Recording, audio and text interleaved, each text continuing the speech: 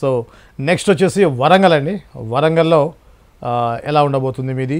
Warangal BJP మీకు ఆరూరి రమేష్, కడియం కావ్య గట్టి tough అయిపోతుంది అనేది వింటున్నాం. అక్కడ మూడో పేరు అసలు వినపడతానే లేదులే కానీ బీఆర్ఎస్ పార్టీ నుంచి.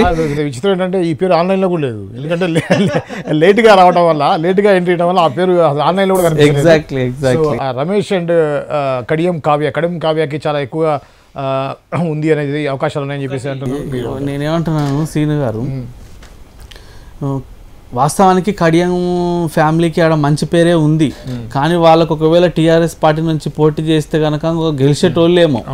కానీ ఎన్నికల ముందు జరిగిన తంతు మీకు తెలుసు కదా, ఆ పార్టీకి అక్కడ పరిస్థితి బాగాలేదని అక్కడ ఉన్నటువంటి మండల స్థాయి వాళ్ళు, నియోజకవర్గంలో ఉన్న వాళ్ళు, జిల్లా స్థాయిలో ఉన్న వాళ్ళు అందరూ కూడా చెప్పడం కారణంగా ఆయన రాత్రికి రాత్రే పార్టీ మారిండు. పార్టీ మారి ఆమె కుమార్తెకు కావ్య గారికి టికెట్ తీసుకుండు కాంగ్రెస్ పార్టీ నుంచి రాత్రికి రాత్రే.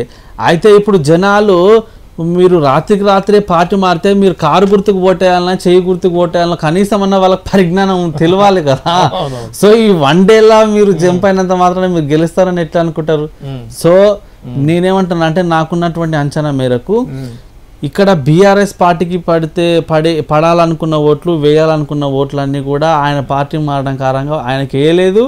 ఎవరైతే కొత్త క్యాండిడేట్ వచ్చిండో ఆయనకు వేయరు. ఇంకా ఉన్నటువంటి పార్టీ ఆల్టర్నేటివ్ ఓన్లీ బీజేపీ. ఆయన బీజేపీకి వేస్తే ఖచ్చితంగా మనకి ఇక్కడ ఒక రిప్రజెంటేటివ్ ఉంటాడు, కేంద్రంతో ఏదైనా కొట్లాడతాడు, నిధులు తీసుకొస్తాడు అని చెప్పేసి ఆరూరి రమేష్ గారి మీద పూర్తి కాన్ఫిడెన్స్ నాకు. అక్కడ లోకల్లో మా రిపోర్టర్స్ కానీ ఫ్రెండ్స్ చాలా మంది వార్తలలో పనిచేసే వాళ్ళు, విలేకరులు ఉన్నారు, అడుగుతూ ఇదే విషయం చెప్తారు.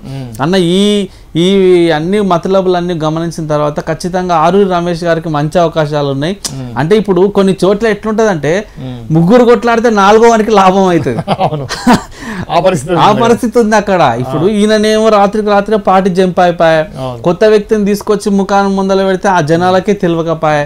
కాబట్టి ఈ అంతా ఈ పోలరైజేషన్ లో తప్పకుండా భారతీయ జనతా పార్టీ అక్కడ వరంగల్లో కూడా గెలిచేటువంటి అవకాశాలు ఉన్నాయి.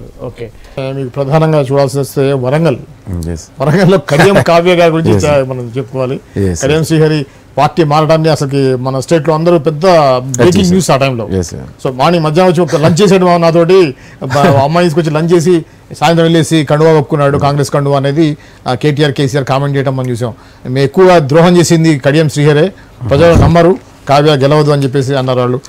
మీరు ఎలా ఉండబోతుంది అంటారు? లేదు, వరంగల్ కూడా రమేష్ గారు, వరంగల్ అక్కడ బీఆర్ఎస్ బీజేపీ క్యాండిడేట్లు ఉన్నారు.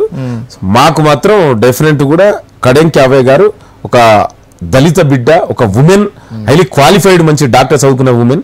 సో ఆమె మంచి మెజార్టీతో గెలవబోతుంది. ఇంకా మీరు దాన్ని కూడా అర్థం చేసుకోవాలి. ఇప్పుడు వరంగల్ పార్లమెంట్ సెగ్మెంట్లో ఉన్నటువంటి మెజార్టీ ఎమ్మెల్యేలు అందరూ కూడా ఇప్పుడు స్టేన్గన్పూర్, పాలకుర్తి, వరంగల్ ఈస్ట్, వరంగల్ వెస్ట్ ఇవన్నీ కూడా కాంగ్రెస్ పార్టీ రిప్రజెంట్ చేస్తున్నటువంటి ఎమ్మెల్యే క్యాండిడేట్లు అక్కడ ఉన్నారు.